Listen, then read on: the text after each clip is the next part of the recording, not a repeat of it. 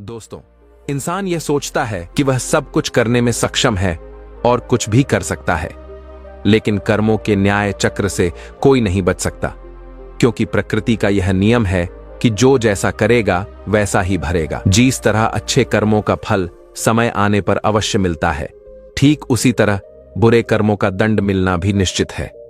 साथियों, आज की कहानी में हम जानेंगे कि कैसे एक राजा ने अपनी बेटी की शादी एक बंदर से कर दी। तो फिर बंदर ने उस लड़की के साथ ऐसा क्या किया, आइए इस कहानी के माध्यम से जानते हैं। प्राचीन समय की बात है। अमरगढ़ नामक एक राज्य में राजा धर्मसेन का शासन था। वे बहुत ही धर्मपरायण, दयालु और न्यायप्रिय थे। उनके राज्य में सभी लोग सुखी और समृद्ध थे। राजा लेकिन स्वयं बहुत चिंता में रहते थे। उनकी सबसे बड़ी चिंता यह थी कि उनके कोई संतान नहीं थी। राजा ने कई यज्ञ, पूजा पाठ और व्रत किए, लेकिन फिर भी उनकी गोद सूनी ही रही। एक दिन उनके परम मित्र और मंत्री महर्षि वशिष्ठ के पास गए और अपनी व्यथा सुनाई। महर्षि ने राजा से कहा, राजन, संतान प्राप्ति के लिए श्रद्धा और धैर्य की आवश्यकता होती है। पास के जंगल में महातपस्वी आर्षि देवदत्त का आश्रम है। वे सिद्ध पुरुष हैं। यदि वे प्रसन्न हो जाएं तो अवश्य ही आपकी समस्या का समाधान हो सकता है। राजा यह सुनकर प्रसन्न हुए और उसी समय मंत्री के साथ जंगल की ओर चल पड़े। लंबी यात्रा के बाद वे एक घने वन में पहुंचे, जहां एक सुंदर आश्रम स्थित था। वहां पहुंचकर राजा ने देखा कि महर्षि देवदत्त गहन तपस्या में लीन है। राजा और मंत्री ने विनम्रता से प्रतीक्षा की। कुछ समय बाद जब महर्षि ने आंखें खोलीं तो राजा ने उनके चरणों में प्रणाम कर अपनी समस्या बताई।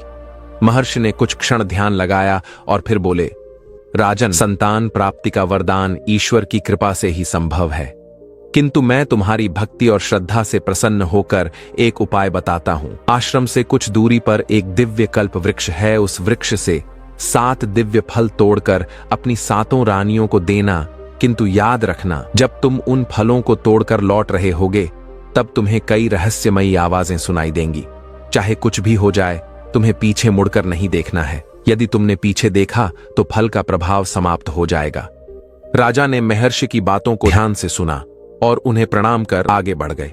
जब वे उस दिव्य वृक्ष तक पहुंचे तो उन्होंने 7 सुंदर चमकते हुए फल तोड़े, टोकरी में रख लिए। जैसे ही वे वापस लौटने लगे, उन्हें अचानक अजीबो-गरीब आवाज देने लगी। किसी ने पुकारा, राजन, क्या तुम इन फलों को लेकर जा रहे हो? राजा ने अनसुनाकर आगे बढ़ने का निश्चय किया। फिर एक और आवाज आई, अरे राजा, क्या तुम्हें लगता है कि ये फल तुम्हें संतान देंगे? राजा ने फिर भी कोई ध्यान नहीं दिया और तेजी से आगे बढ़ने लगे। लेकिन फिर किसी ने जोर से हंसते हुए कहा, अरे मूर्ख राजा, तेरे जैसे कितने ही आए और चले गए, पर ये फल किसी को संतान नहीं दे पाए। राजा को बहुत क्रोध आया। उन्होंने तुरंत पीछे मुड़कर देखा।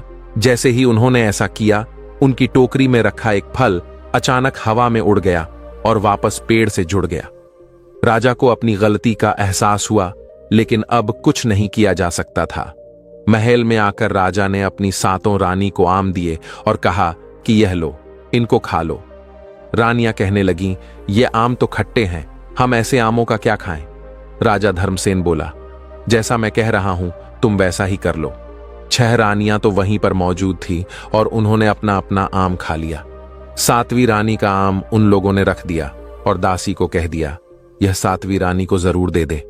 दासी को कानों से ऊंचा सुनाई देता था। उसने समझा कि इस खट्टे आम का शरबत बनाकर 7वीं रानी को दे दे, लेकिन किसी को कानों कान यह खबर न थी। 7वीं रानी पहले ही मां बनने वाली थी। दासी ने जल्दी से उस खट्टे आम का शरबत बनाया और 7वीं रानी के आगे हाजिर कर दिया और कहने लगी कि यह महाराज ने आपके लिए भेजा है और कहा है, बगैर पूछे चुपचाप इसको पी जाओ। 7वीं रानी भोली बाली थी। उसने ऐसा ही किया। जैसे ही उसने वह खट्टे आम का शरबत पिया तो उसके पेट में गड़बड़ सी महसूस हुई। ऐसे ही फिर वक्त गुजरता गया। 6 रानियां भी उम्मीद से हो गई। फिर एक दिन ऐसा आया, 6 रानियों ने एक एक बेटे को जन्म दिया और 7वीं रानी ने एक बंदर जैसे बेटे को जन्म दिया। पूरे महल में भगदड़ मच गई। राजा को जब इस बात का पता चला कि मेरे 6 बेटे तो इंसान जैसे हैं, लेकिन एक बेटा बंदर जैसा कैसे हो गया, राजा ने कहा, जरूर यह रानी मनहूस है। फिर राजा ने तुरंत अपने सेनापति को हुक्म दिया कि इस रानी को महल से निकालकर दूर एक कुटिया में फेंक दो और साथ में इसके बंदर बच्चे को भी फेंक दो। हमें ऐसा बंदर का बच्चा नहीं चाहिए, मुझे बस 6 राजकुमार ही काफी हैं। सेनापति ने भी ऐसा ही किया। उस 7वीं रानी को महल से निकालकर एक कुठिया में फेंक दिया। 7वीं रानी बेचारी रोती तड़पती हुई कुठिया में रहने लगी और रो रो कर ईश्वर को याद करती और दुआएं करती है। ईश्वर, यह कैसी परीक्षा है, मुझे खेद में डाल दिया। मेरे बच्चे से सभी नफरत करते हैं, लेकिन मैं तो एक मां हूं। बेशक मेरा बेटा बंदर जैसा ही है, लेकिन मेरे जिगर का टुकड़ा है, मैं इसे फेंक नहीं सकती। वक्त का पहिया ऐसे ही चलता रहा। देखते ही देखते राजा के 6 राजकुमार जवान हो गए। इधर बंदर भी अब बड़ा हो चुका था। वह बंदर इस गांव के लोगों की बहुत ज्यादा मदद किया करता था। कभी लोगों को कुएं से पानी भरने में मदद करता, कभी किसी बूढ़े इंसान की लाठी बन जाता। एक दिन उस बंदर ने देखा कि उसके 6 भाई हाथ में किताबें लिए पढ़ने के लिए जा रहे हैं, तो उस बंदर के दिल में पढ़ने की ख्वाहिश पैदा हुई। वह भागता हुआ कुठिया में अपनी मां के पास आया और कहने लगा, मां, मुझे भी बहुत ही पढ़ने का शौक है, मैं पढ़ना चाहता हूं। उसकी मां बोली, बेटा, मैं तुझे कितनी बार समझाऊं कि तू इंसान नहीं है, तू समझता क्यों नहीं मेरी इस बात को। बंदर बोला, मां, तो क्या हुआ, मैं इंसान नहीं हूं, लेकिन पढ़ तो मैं भी सकता हूं। बंदर की मां बोली, बेटा, तुझे स्कूल में कोई घुसने नहीं देगा, लोग तेरा मजाक उड़ाएंगे। बंदर बोला, मां, तुम ऐसा करो, मुझे किताबें लाकर दे दो और मैं तुमसे वह किताबें पढ़ा करूंगा, मैं बाहर नहीं जाऊंगा। मेरी प्यारी मां, मान जाओ, मुझे कहीं से किताबें लाकर दो, मैं पढ़ना चाहता हूं। फिर बंदर की मां ने बंदर को किताबें लाकर दी और उसको घर में ही पढ़ाने लगी। स्कूल से आते वक्त बंदर के 6 भाइयों ने जब यह देखा कि एक कुठिया में बैठा बंदर किताबें पढ़ रहा है, तो तुरंत वह अपने पिता धर्मसेन से जाकर कहने लगे, पिताजी, हम तो इंसान हैं, इसलिए पढ़ने जाते हैं, लेकिन देखो ना, गांव के बाहर एक बंदर एक औरत के साथ रहता है और वह भी किताबें पढ़कर हमारे जैसा पढ़ा लिखा इंसान बनना चाहता है। यह सुनकर राजा को इस बात का बड़ा गुस्सा आया और सोचने लगा कि इस बंदर की यह मजाल कि मेरे बेटों की बराबरी में किताबें पढ़े और मेरे बेटों से आगे निकल जाएं। राजा ने अपने सेनापति को हुक्म दिया कि जल्दी से उस बंदर को उठाकर मेरे पास ले आओ। अगर वो ना माने तो वहीं पर उसको गोली से उड़ा देना। सेनापति कुछ सैनिक को अपने साथ लेकर उस बंदर के पास आए और उसे पकड़कर बांधने लगा, तो बंदर बोला, तुम मुझे ऐसे क्यों बांध रहे हो? सेनापति कहने लगा, राजा का हुक्म है कि हम तुम्हें महल में लेकर जाएं। बंदर बोला कि बांधने की क्या जरूरत है, मैंने कौन सा गुनाह किया है जो मैं डरूं, मैं ऐसे ही चलकर तुम्हारे साथ जाऊंगा। सेनापति बहुत ही हैरान हुए और फिर वह बंदर उनके साथ चलकर महल में आ गया। राजा ने बंदर से कहा कि तेरी कैसे हिम्मत हो गई कि तू वही किताबें पढ़े जो मेरे बेटे स्कूल में पढ़ने जाते हैं? क्या तू नहीं जानता तेरा मैं क्या हाल कर दूंगा? तो झट से बंदर बोला, क्यों पिताजी, मैं आपका बेटा नहीं हूं। राजा हैरान परेशान हो गया कि यह बंदर खुद को मेरा बेटा क्यों समझ रहा है। बंदर कहने लगा, जी पिताजी, आपने ही तो हम मां बेटे को जंगल से बाहर फेंक दिया था और मैं वहीं आपका बेटा बंदर हूं। क्या मेरे दिल में कोई ख्वाहिश नहीं कि आपके 6 बेटे पढ़ने जाएं और मैं ना पढ़ूं? मैं भी तो आपका ही बेटा हूं, आपका ही खून हूं। मेरे साथ यह नाइंसाफी क्यों हो रही है? यह बात सुनकर राजा की आंखों में आंसू आ गए और राजा ने सेनापति को हुक्म दिया कि मेरी 7वीं रानी को भी इज्जत और आदर सत्कार से इस महल में लाया जाए और आज से यह मेरा बंदर बेटा भी इसी महल में रहेगा। फिर ऐसा ही किया गया। इसके बाद जब राजा के 6 बेटे पढ़ लिख कर समझबूझ वाले हो गए, तो राजा ने अपने 6 बेटों को बुलाकर इकट्ठा किया और कहा, तुम लोग एक एक घोड़े पर बैठ जाओ और जाओ जंगल की तरफ। तुम लोगों ने अपने लिए एक एक राजकुमारी ढूंढकर लानी है, उन्हीं राजकुमारियों से तुम लोगों की शादियां होंगी। यह बात सुनकर बंदर भागता हुआ अपनी मां के पास आया और कहने लगा, मां, मैं भी भाइयों के साथ जाना चाहता हूं। बंदर की मां बोली, बेटा, एक तो तुम हो ऐसे और ऊपर से किसी बात के पीछे ही पड़ जाते हो। तुम्हारी कहां शादी होगी क्योंकि तुम बंदर हो। बंदर बोला, मां, मेरे अंदर भी तो दिल है, मैं भी भाइयों की तरह जिंदगी जीना चाहता हूं। शादी करने थोड़ी जा रहा हूं, उनके साथ घूम फिरकर वापस आ जाऊंगा। 7वीं रानी राजा के पास आई और कहने लगी, महाराज, मेरे बेटे को भी साथ जाने दीजिए ना, इसकी बहुत ख्वाहिश है और यह अपने भाइयों का बहुत ख्याल भी रखेगा। राजा ने कहा, ठीक है, और राजा ने जल्दी से बंदर के लिए भी एक घोड़ा मंगवाया और अपने बाकी बेटों के साथ बंदर को भी रवाना कर दिया। राजा के 6 राजकुमार जंगल की तरफ बढ़ने लगे और आपस में बातें करने लगे कि अच्छा हुआ कहीं हमारे साथ बंदर नहीं आ गया। ऐसे ही फालतू की खिसखिस। इतने में पीछे से घोड़े पर बैठा हुआ बंदर उनके सामने आया और कहने लगा, भाइयों, मैं भी तुम लोगों के साथ जाना चाहता हूं और मैं आ गया हूं। उन 6 भाइयों को बहुत ज्यादा गुस्सा आया और कहने लगे कि अभी और इसी वक्त दफा हो जाओ, हम तुम्हें अपने साथ कभी भी नहीं लेकर जाएंगे। बंदर बोला, भाइयों, मैं तुम लोगों का क्या बिगाड़ा है? तुम लोग मुझसे इतनी नफरत क्यों करते हो? जाने दो ना, मुझे भी आप लोगों के साथ मैं कौन सा शादी करने जा रहा हूं। मैं तो तुम लोगों के साथ घूम फिर कर वापस आ जाऊंगा। उन राजकुमार में से एक राजकुमार बोला, रुको, तुम ऐसे बाज नहीं आओगे। बाकी के राजकुमार भी उसके साथ मिलकर आगे बढ़े और उस बंदर को घोड़े से उतार कर एक पेड़ के साथ बांध दिया और कहने लगे, तुम इधर ही अच्छे लगते हो। फिर 6 भाई घोड़ों पर सवार होकर आगे की तरफ निकल गए। बंदर की आंखों में आंसू आ गए।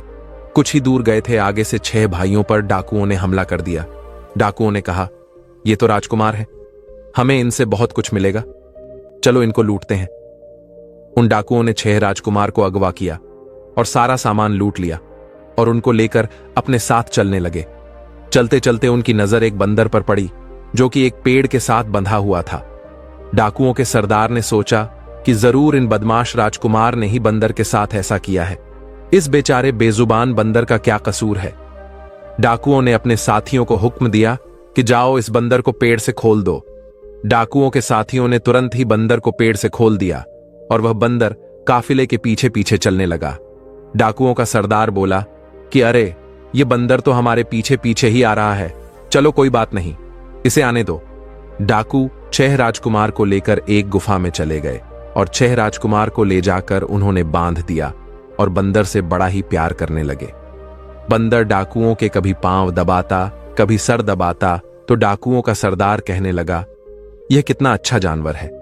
जब डाकुओं की आंख लग गई तो उस बंदर ने जल्दी से अपने भाइयों की रस्सियां खोली और कहने लगा, भाइयों, शोर मत करना और आहिस्ता आहिस्ता यहां से निकलने की कोशिश करो। 6 राजकुमार में से एक भाई बोला, इस बंदर का क्या करें, इसी गुफा में छोड़ दें या साथ ले चले।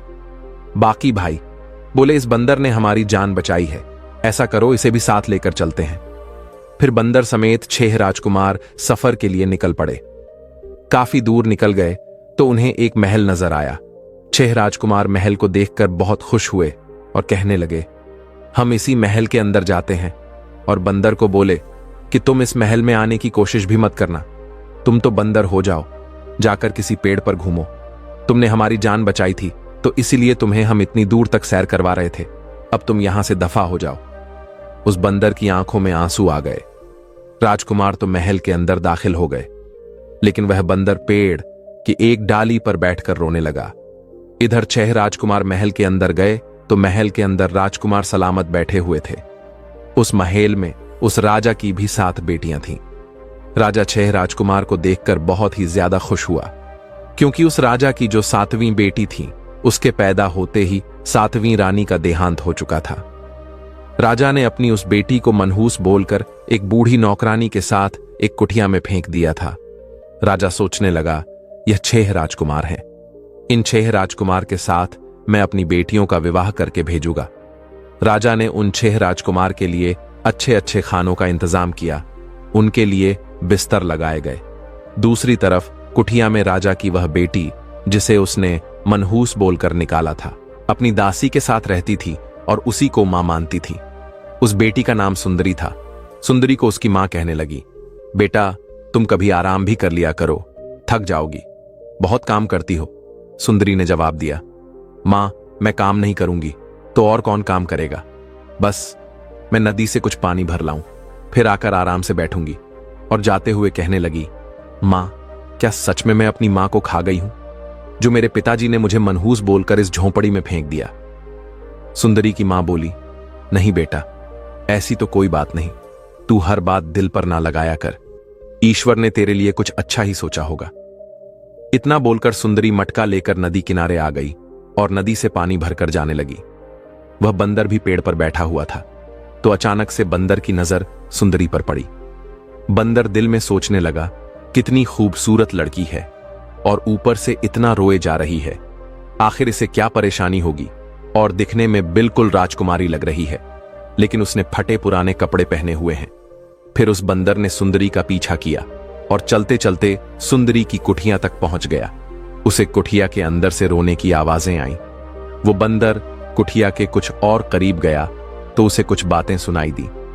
सुंदरी अपनी मां से कह रही थी, मां, देखो ना, मेरी 6 बहनों, राजकुमारियों के लिए 6 राजकुमार विवाह के लिए आए हैं, लेकिन मैं भी तो राजकुमारी हूं और मेरे पिता ने मुझे कुटिया में फेंका हुआ है।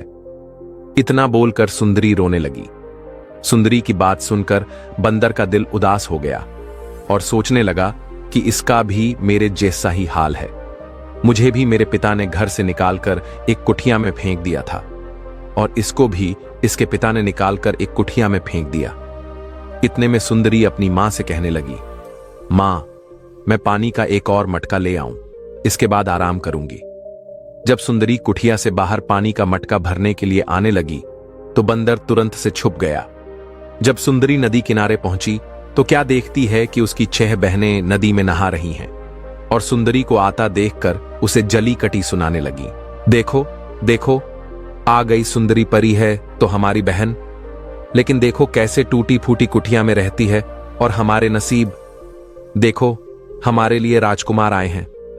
इतने में सुंदरी ने उनको जवाब दिया, जी मेरी प्यारी बहनों, मुझे पता है तुम लोगों के लिए राजकुमार आए हैं, और मैं तो अपनी मां के ही पास रहूंगी। मैं कभी भी शादी नहीं करना चाहती हूं। 6 राजकुमारी बोली, क्योंकि तुम्हें तो कोई रिश्ता देगा भी नहीं, तुम्हें तो कोई बंदर ही लेने के लिए आएगा। इतना कहकर हंसने लगी। सुंदरी ने यह सुना तो आंखों से आंसू आ गए। मटका लेकर भागने लगी। भागते भागते वह बंदर से टकरा गई और पानी का मटका गिरकर टूट गया और पानी सारा बंदर के ऊपर गिर गया। इतने में सुंदरी की बहनें खिलखिलाकर हंसने लगीं और शोर मचा दिया कि सुंदरी का ब्याह बंदर से हो गया। देखो देखो, एक बंदर से सुंदरी ने शादी कर ली। सुंदरी ने इतना सुना तो रोते रोते अपनी कुटिया में भाग गई और अपनी मां को सारा माजरा बताने लगी कि मां, मैंने किसी बंदर से शादी नहीं की।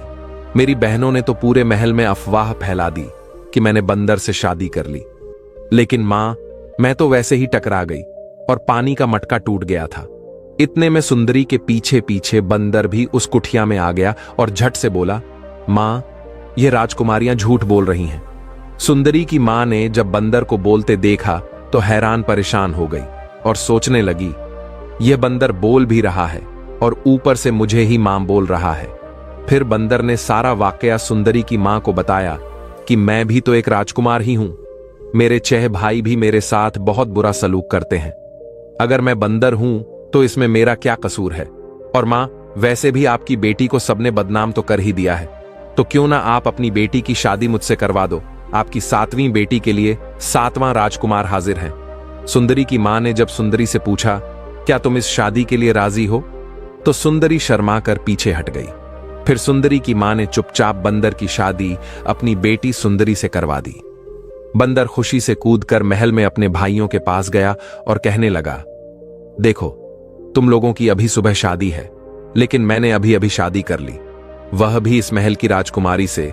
बंदर के 6 भाइयों को बहुत ज्यादा गुस्सा आया और कहने लगे, इस बंदर का हम क्या करें? इसने हमसे पहले ही शादी कर ली और वह भी राजकुमारी के साथ। हम इस बंदर को छोड़े नहीं। उन्होंने जैसे तैसे रात काटी। सुबह हुई तो राजा ने अपनी बेटियों की शादी उन 6 राजकुमार से कर दी। राजकुमार ने अभी तक अपनी बीवी के चेहरे सही से देखे नहीं थे, वह अभी तक ढके हुए थे, और राजकुमार अपनी 6 पत्नी यों को लेकर सफर के लिए रवाना हो गए। राजा ने सफर तय करने के लिए नदी एक बड़ी सी नाव का इंतजाम कर दिया। रात का समय था, वह नाव चली जा रही थी। वह नाव बड़ी थी, उसमें काफी जगह थी। उनमें सब अपने अपने कमरे में जाकर आराम करने लगे और नाव चलती रही। इधर सुंदरी को सुंदरी की मां ने एक छोटी सी लकड़ी की कश्ती दी, जिसमें बंदर और सुंदरी बैठकर सफर करने लगे। रास्ते में बंदर के भाइयों ने सोचा, शुक्र है बंदर से जान छूट गई, हमारे पीछे नहीं आया, और सब अपनी बीवियों का घूंघट उठाकर देखने लगे कि हमारी पत्नियां यहां कैसी हैं। जब उन्होंने अपनी बीवियों का घूंघट उठाया तो राजा की बेटियों के बड़े बड़े कान थे और बद्दे से चेहरे थे, बड़े बड़े कान। यह देखकर 6 राजकुमार डर गए और गुस्से से बोलने लगे, राजा ने हमारे साथ धोखा किया है और इन 6 बहनों को हमारे पल्ले बांध दिया। इतने में बंदर और सुंदरी भी नदी में सफर करते हुए उनके करीब आ गए। बंदर ने अपने भाइयों को ऊंचे से आवाज दी कि देखो भाइयों, मैं भी आ गया। अपनी दुल्हन को लेकर जब 6 भाइयों की नजर सुंदरी पर पड़ी तो हैरान परेशान हो गए कि असल राजकुमारी तो यह थी जिसके साथ शादी बंदर की हो गई, और हम धरे के धरे रह गए। उन 6 भाइयों ने मिलकर तरकीब सोची, क्यों ना हम इस बंदर और सुंदरी को अपनी नाव में बुला लें, और जब रात को यह सो जाए तो हम इन दोनों को दरिया में धक्का दे दें। फिर वह अपने भाई बंदर को आवाजें देने लगे, बंदर भैया आ जाओ हमारे नाव में, तुम तो हमारे भाई हो, हमसे जो भूल चूक हो गई हमें माफ कर दो। वैसे भी हम तुम्हें अकेला छोड़कर चले गए तो पिताजी हमें बहुत डांटेंगे। बंदर उनकी चालाकियां को समझ ना सका, लेकिन सुंदरी ने कहा, यह तुम्हारे भाई इतने अच्छे कैसे हो गए, तुम इनकी बात ना मानो। बंदर ने कहा, शायद उनको अपनी गलती समझ में आ गई है, तुम ऐसा करो, हम अपने भाइयों के साथ ही चलते हैं। फिर बंदर और सुंदरी 6 राजकुमार की नाव में चले गए। उन्होंने अपने तरकीब के मुताबिक जब बंदर और सुंदरी सो गए तो उन 6 राजकुमार ने कहा कि हम ऐसा करते हैं, रात काफी हो चुकी है, हम इन दोनों को बिस्तर समेत उठाकर दरिया में फेंकते हैं। फिर इन लोगों ने बिस्तर समेत उठाकर सुंदरी और बंदर को दरिया में फेंक दिया। सुबह वह सब खुशी खुशी महल पहुंच गए। महल में खुशियों की सहनाया बजने लगे। ये राजकुमार शादियां करके जो आए थे, लेकिन राजा धर्मसेन कहने लगा कि मेरा 7वां बेटा बंदर कहां है, वह क्यों नहीं आया। तो 6 भाइयों के रंग लाल पीले पड़ गए और उन्हें आगे से कोई बात नहीं आ रही थी। फिर बोले कि वह तो दरिया में गिरकर मर गया, हम उसको निकाल ना पाए। वह दासी और 7वीं रानी रोना शुरू हो गए। इतने में बंदर और सुंदरी की आवाज आई कि मां, हम आ गए हैं, देखो मां, मेरी शादी हो गई और मैं तुम्हारे लिए चांद सी दुल्हन लेकर आया हूं। फिर बंदर शहजादे ने सारा वाकया राजा सलामत यानी कि अपने बाप को बताया कि किस तरह मेरे भाइयों ने मिलकर हम दोनों को दरिया में फेंकना चाहा, लेकिन ईश्वर की कृपा ने हमें ऐसे बचाया कि मेरी पत्नी सुंदरी ने मेरे भाइयों की तरकीब जान ली थी, इसलिए उसने बिस्तर में सिरहाने लपेट दिए थे और हम एक तरफ हो गए। उन्होंने समझा कि शायद हम मियां बीवी सो रहे हैं, तो उन्होंने बिस्तर समेत हमें दरिया में फेंक दिया। उन्हें लगा हम मर गए होंगे।